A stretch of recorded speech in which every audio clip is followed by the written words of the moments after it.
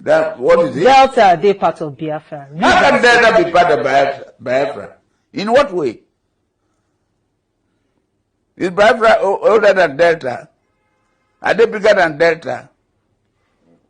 How can River State become part of Biafra?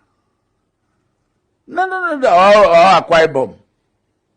They are dreaming. And that is, I feel, that is okay. We don't want that anymore. Biafrans, are we to continue to suffer? No! Are we to continue to suffer? No! We have decided that we must surely, Biafra must go. Bravos! Thank you. As an expression of a simple truth, Israel is coming back to Africa, and Africa is coming back to Israel. I believe in Africa. I believe in Africa. I believe in its potential, present and future. It is a continent on the rise. Its people are diverse and talented. I've made strengthening our relations one of our top priorities, national and international priorities of the State of Israel. It's the reason I became the first Israeli Prime Minister to visit Africa in decades. Well, one thing I can assure you, it won't be decades until an Israeli leader visits Africa again. It won't be 5 years, it'll be a few months.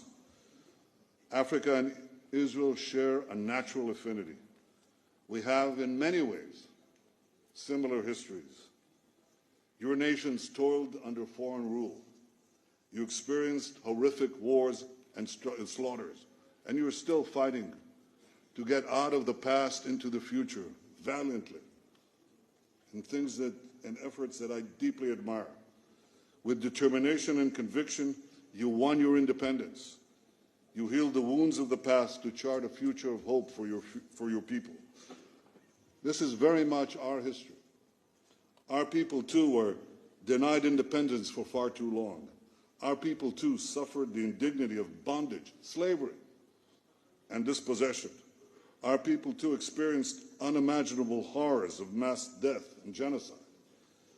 But we never, ever gave in. We fought for our independence and won.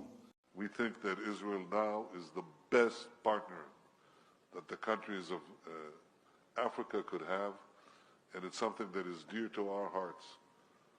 The founder of modern Zionism, the national movement of the Jewish people, was Theodor Herzl, and he said, after I liberate the Jewish people, I will go to Africa to help liberate the black people.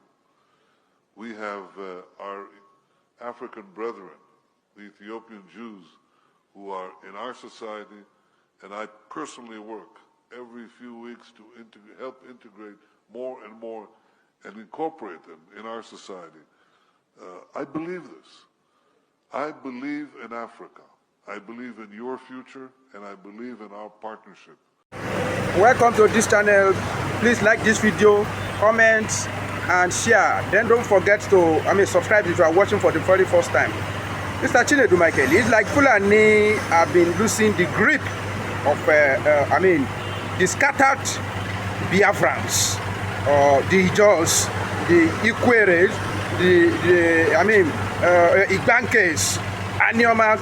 It's like Fulani is losing their grip on them, because recently we saw how Ijaw youths and Igbo youths, how they gather at Igbaramatu celebrating, and in this video we saw how people from different axis, different ethnic, they come together and they claim to be Biafra, inviting United States of America, Russia, and all the superpower to come to their rescue. What do you have to say? Yes, of course. But let me just for a minute, report the development on how an Igbo woman was murdered in Ogun State. And we have not seen any reaction from that. And those who are murdered, that lady, we have been reported to be, touts, touts, all these street collectors, for just 1,500. That woman was murdered. And I've not seen any Igbo leader from Ogun State, the Honeza or whatever they call themselves, taking up that issue, because as you can see, this is not the first time this issue is happening within that space. You know, I would expect that the Igbo people, the Ohanese, and of course the political space should report and make sure that those who are actually involved in killing of that petty trader, you know, because of 1,500, should be brought to book. But that's what it is for now, and we are looking at what is actually the Niger Delta people are looking for currently. Does it look like, you know, the thing, you know, has become very clearer to them that the Igbo, you know, themselves, that they are Igbo people, you know, have refused to understand that they are Igbo.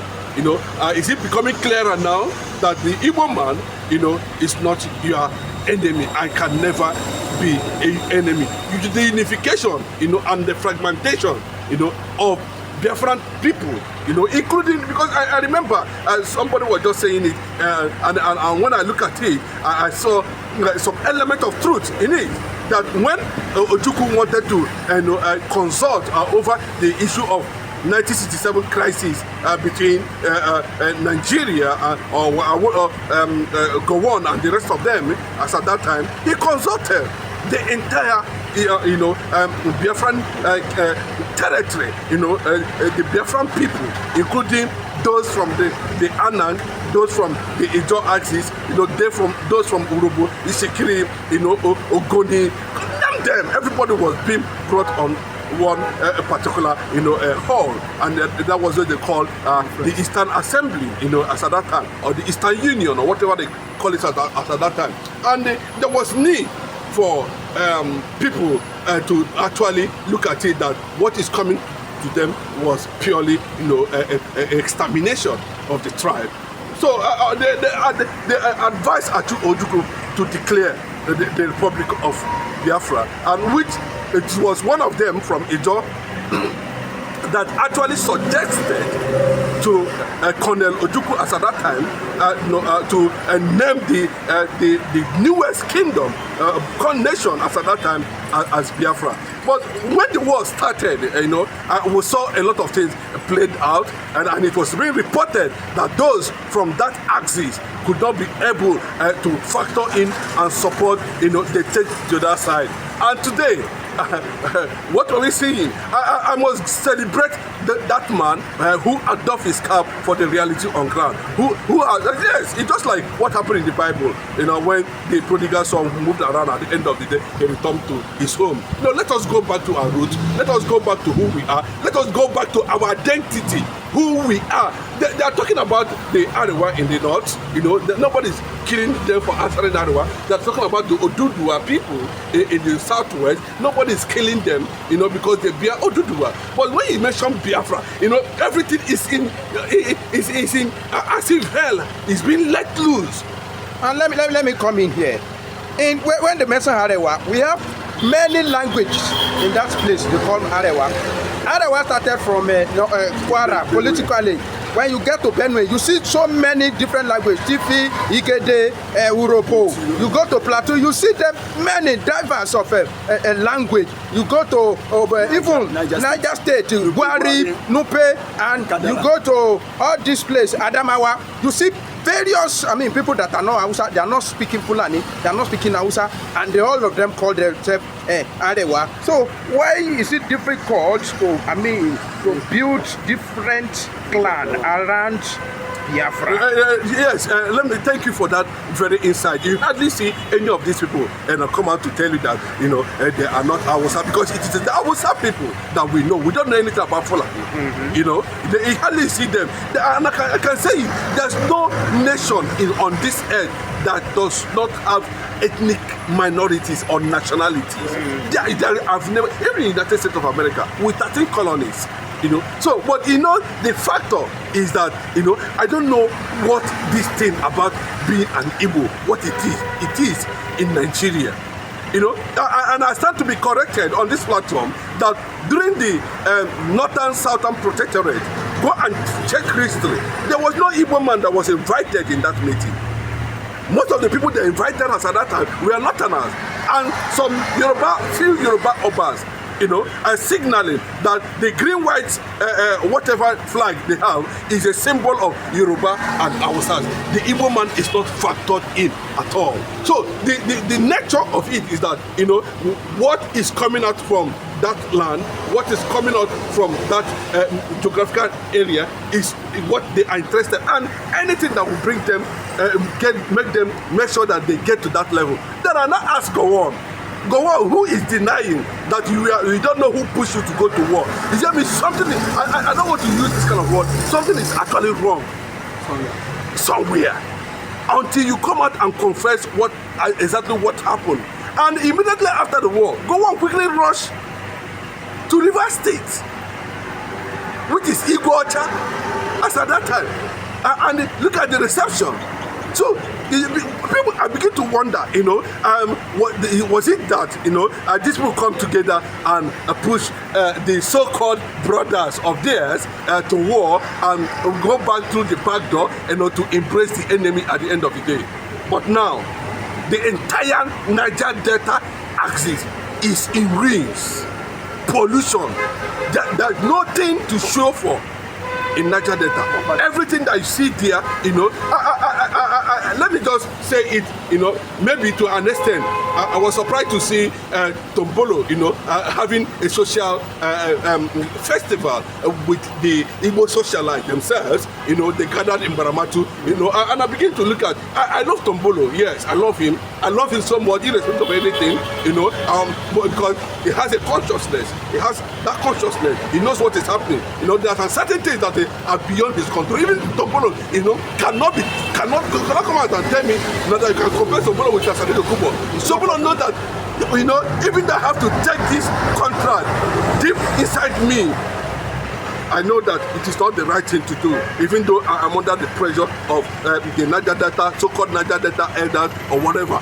They forgot all these things. Now, what have Niger Delta benefited from the resources? And when I'm talking about Niger Delta, I'm not talking about all this Niger Delta as they are being called. South as they are being called. But look at, after how many years, you cannot factor any federal government presence in that place that it can be proud of. The citizens are being impoverished. There's no road, there's nothing. Then you still want those people, the Fulanis, still want you to continue to look at the Igbo man as your enemy. Well, okay, let Gowon come out and tell us whether it was Ojukwu that caused that war. Are we not seeing it clearly? That after all, IBB said it was not an Igbo coup. Are we not now begin to see the reality? But we are waiting the day Gowon could come out and mention the British and the Fulani that instigated and compare him by hook or crook to begin to devastate over 6 million people because of crude oil. That is when we know that it has gotten to the point. But they will not allow him to say that because it's a top secret. It's purely a confidential thing. But from his body language, you know that Gowon and Dajuma, they are also on the run. That's why I'm saying that this man is still afraid. The way he was afraid in those days when he was young. Almost 90 years now, he's still afraid to come out to tell us some real things. Because you should come and describe the man that will not respect his word. Your word is your pawn. You went to Aburi Accord to sign agreement. This is beyond your word of mouth. Something you sign. And you came and you make U-turn. And you refuse to implement what you agree upon. You should come out to tell us what make him change his mind after he come back from Aburi Accord. Who instigates him? Who interprets something to him? Why did he change? All of a sudden, after I agree, you and Otuku, we saw the picture of you eating together. That is accord. So meaning that whatever you did, that it was in a peaceful accord. So what changed? What is the narrative? Why? I think it's meant, as something that millions of people want to hear, and the way we heard from IBB, and then we need to also hear at what point did you disengage yourself from the Aburi Accord and led to the death. Well, nobody's going to accept the apology and go on unless you come, whatever thing, whether you are pretending or not, you should know that you're already on the run. The son of the sun. What I mean, S-O-N, the son of the sun. I'm talking about rising sun. It's going to question you. The spirit of the son of the rising sun will question you and continue to question you, your identity and where you came from. because there was no need. Go and ask all the analysts that were talking about this war. There was no need for the war. It's useless. At all. After all, Nigeria fought for independence. It's the same thing for people to go and seek for self-determination.